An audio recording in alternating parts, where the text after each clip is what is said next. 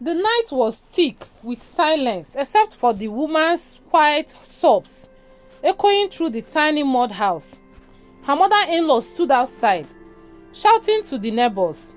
20 years of waiting, only to carry a useless baby girl. But little did they know that that very child, small and silent in her mother's arms, was born with a light the world had never seen before. In a small, quiet town called Umueze in Enugu State, Nigeria, lived a woman named Ngozi and her husband, Obinna. For 20 long years, they waited and prayed for a child. The wait was not easy. It was full of tears, shame, and silent pain. Ngozi suffered terribly, not just because of her empty arms, but because of the word that pierced deeper than any wound. Her mother-in-law, Mama Ada, reminded her every single day that she was just a barren tree in their family. "My son made a mistake marrying you," she would say. "What is a woman without a child anyway?" The neighbors whispered too. Friends avoided her. At women's meetings, they laughed behind her back. Even children pointed at her and mocked her. Obinna loved her, but the pressure from his family was strong. Many nights, he would come home tired and quiet. Ngozi could see the burden in his eyes. They prayed together, fasted, and visited pastors and native healers, but nothing happened. One day, everything changed. At 46 years old, Ngozi fell sick. She thought it was malaria, but after many tests, the doctor smiled and said, "Madam, you are not sick, you are pregnant." She fainted. The news spread like wildfire across Umeze. Some didn't believe it. Others waited for her to miscarry. But she didn't. She carried her baby for 9 peaceful months and delivered a beautiful baby girl named Chizaram, meaning God has answered me. But instead of celebration, her in-laws were angry. After all these years, it's a girl. What use is a girl? Mama Ada shouted again. Even Obinna looked confused. Still, Ngozi loved her baby fiercely. "You are not ordinary," she whispered daily. "You are God's gift." From the very beginning, strange things happened around Chizaram. At just 3 months old, she never cried at night like other babies. At 6 months, she was walking. At 1 year, she was reading books by herself, books no one taught her. By the time she turned 5, people in the village started noticing. One day, a boy who had been dumb from birth came to play near her. As she touched his hand, he suddenly spoke, "Thank you." That was the beginning. Soon, people started bringing sick relatives to their small compound. With simple prayers, the blind saw, the lame walked, and the broken hearts were healed. At just 10 years old, Chizaram was performing miracles pastors could not explain. In school, she never failed. No matter how hard the exams was, she scored 100%. Teachers could not understand how she always had the right answers, even to the questions they never taught. At the university, her fame spread quickly. Professors traveled from other states just to hear her speak. She would stand in class and explain complicated theories like they were nursery rhymes. They tested her again and again, but her wisdom only shocked them more. By the time Chizaram reached her final year in the university, her name had already spread far beyond the school walls. Students whispered about her ability to solve the hardest equations in minutes. Lecturers were divided. Some believed she was simply gifted. Others believed she was hiding something supernatural. Many admired her, but a few felt threatened by her intelligence. They tried to give her extremely difficult projects. She would complete them in days. They gave her rare oral tests. She would answer calmly with references, with books not even in the school library. Soon, whispers became accusations. She must be cheating. No one is that smart. Maybe she uses charms. Then came the final exams. A secret meeting was held by a group of senior lecturers who believed Chizaram was using some kind of power. They said, "We will give her questions not even professors abroad can solve. If she fails, we will prove she's been cheating all along." One of them suggested a cruel idea. Let her write the exam alone, not in the hall, not in a classroom. Let's put her in a place where there is no way she can get help. They agreed. On the morning of her final paper, advanced multidimensional logic and problem solving, she was called aside. A stern-faced invigilator said, "You are to write your exam in the basement storage hole under the old science lab. Alone. No phone, no books, no invigilator. CCTV camera will watch. The questions has been specially set for you." Chizaram was not surprised. She smiled softly and said, "I accept." She walked silently with her writing materials to the hole-like room. It was dusty, dark, and cold. A single bulb flickered above her. The door locked behind her with a loud click. On the desk lay a question paper, 35 mind-bending questions, all from different fields: medicine, quantum physics, statistics, ancient philosophy, biotechnology, and artificial intelligence. Some questions were not even part of the university curriculum. Upstairs, all the lecturers gathered around the monitor, watching her every move. No textbooks, no notes, no gadgets. Let's see her perform her magic now. But as Chizaram opened the booklet and began to write, something happened.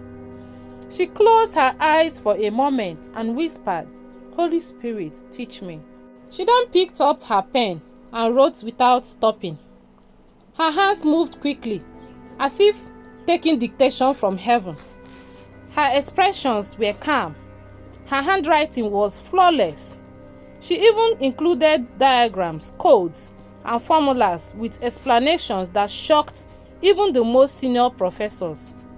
Within 45 minutes, she stood up and knocked on the door.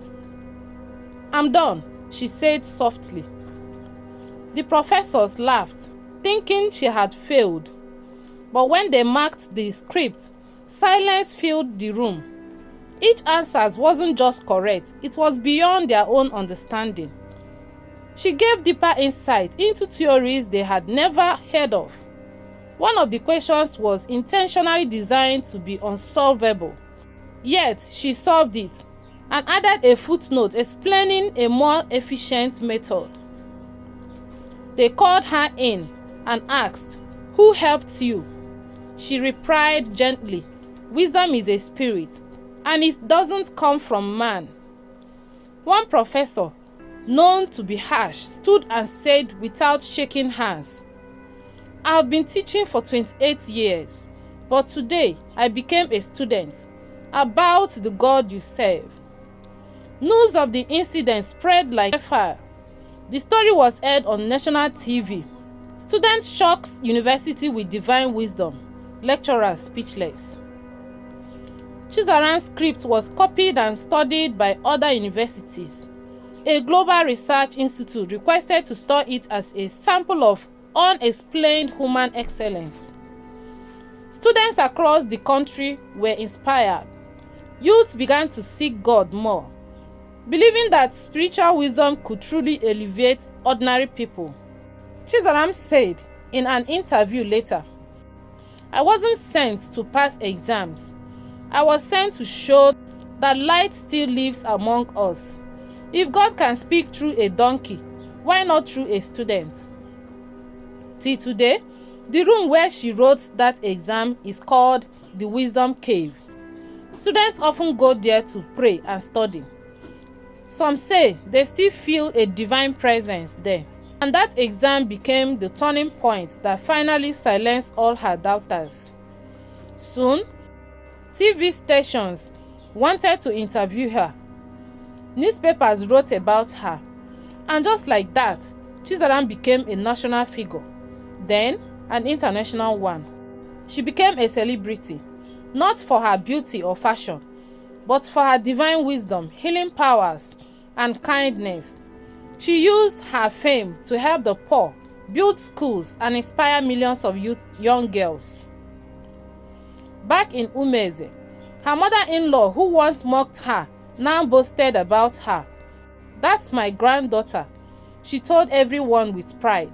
Obinna cried many nights and begged Ngozi for forgiveness for not standing strong enough.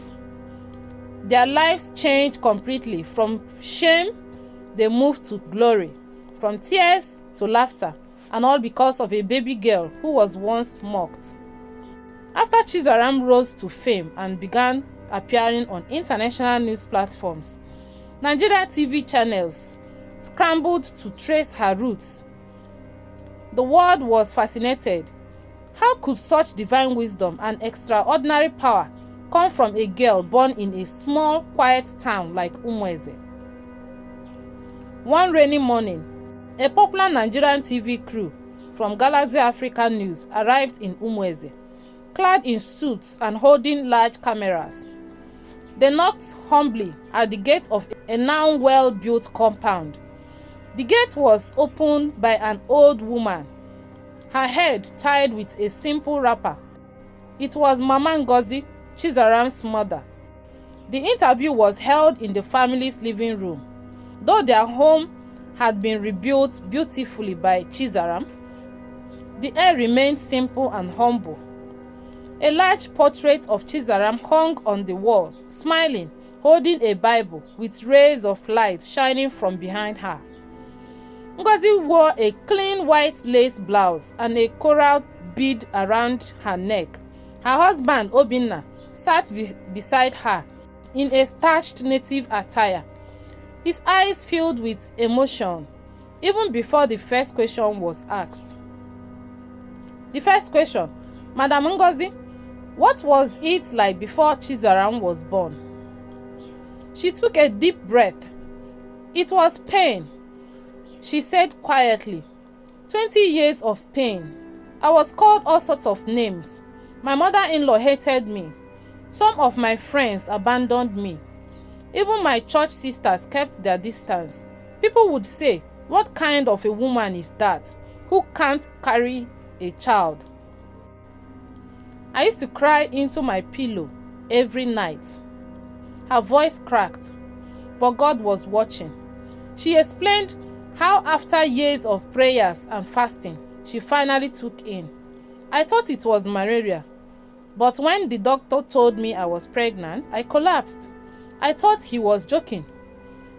The second question: "Sir, how did you feel when you saw it was a baby girl after 20 years of waiting?" Obinna smiled faintly.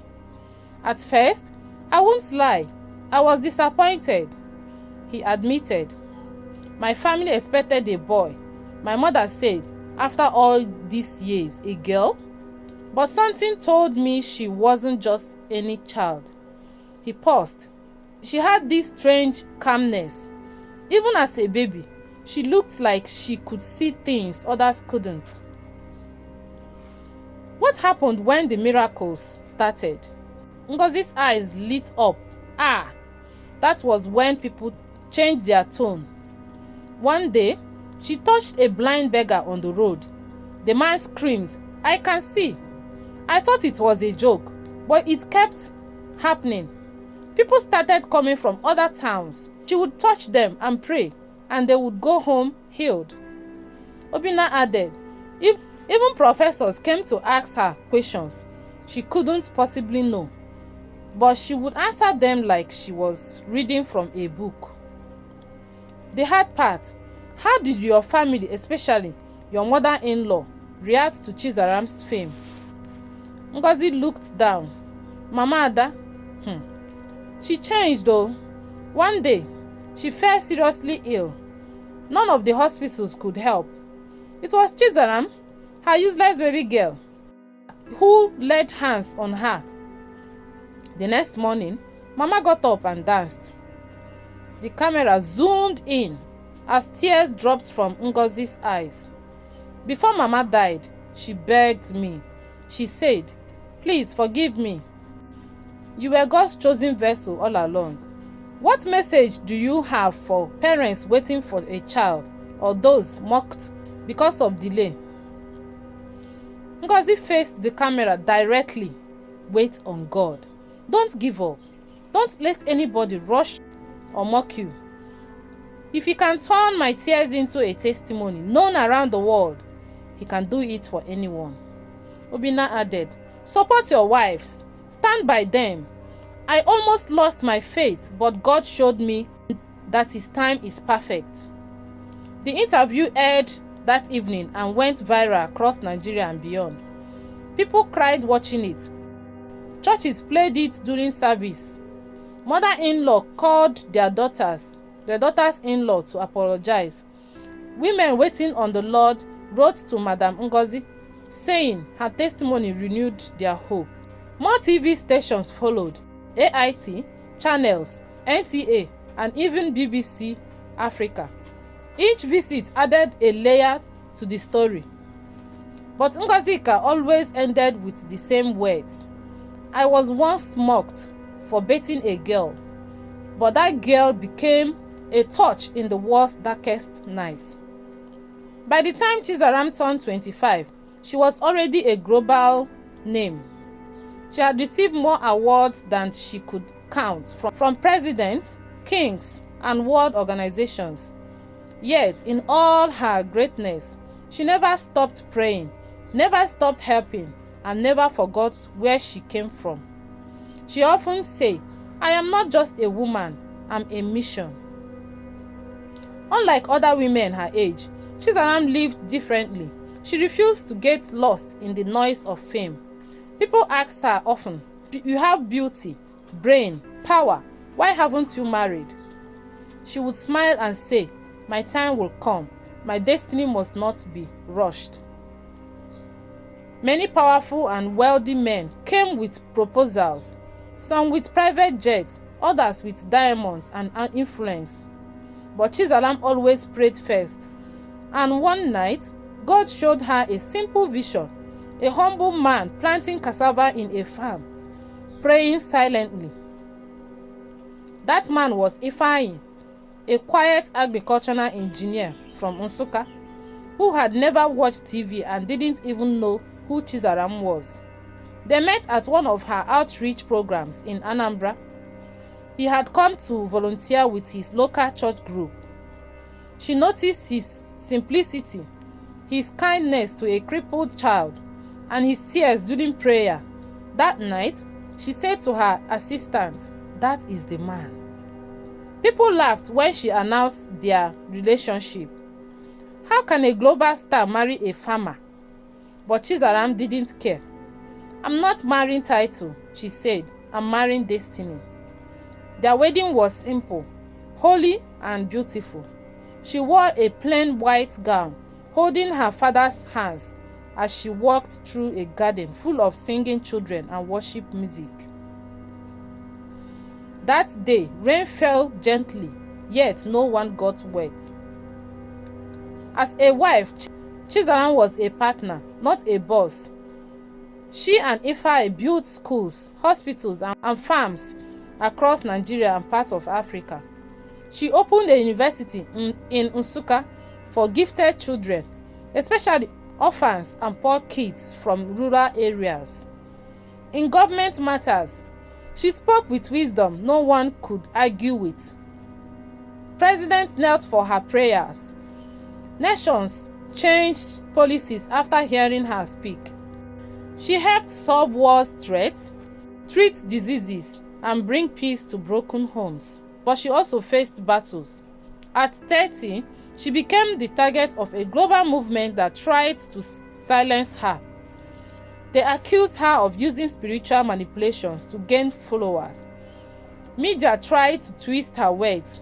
Her phone was tapped. Threats came daily. Still, she didn't bend. She told her husband one night, "I would rather die in truth than live in compromise."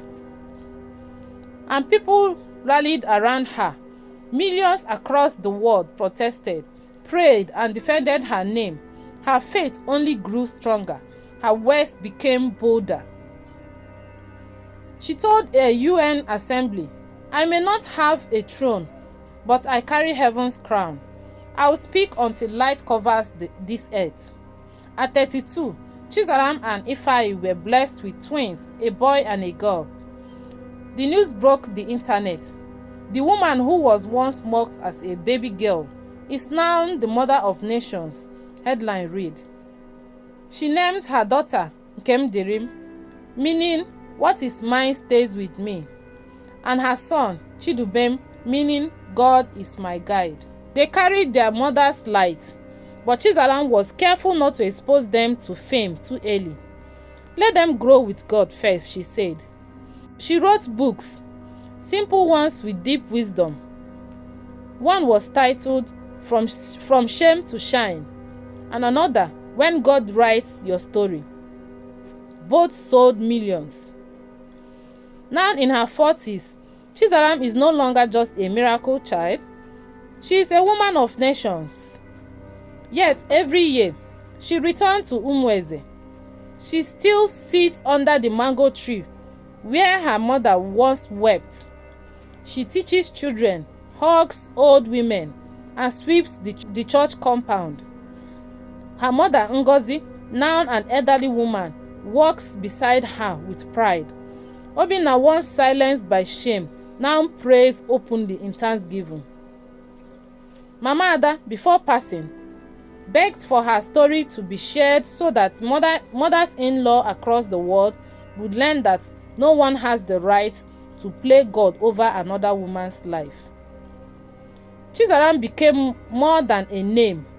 She became a message that no one should be written off, that pain is not the end, that even a small town like Umweze can give birth to a light that changes the world. This story reminds us never to look down on anyone. A delayed blessing is not a denied one, and sometimes the very person the world rejects becomes the light that changes everything. Thank you for watching. Please leave your thoughts in the comment section. Turn on the notification bell for more interesting stories like this. Thanks. Till next time. Bye.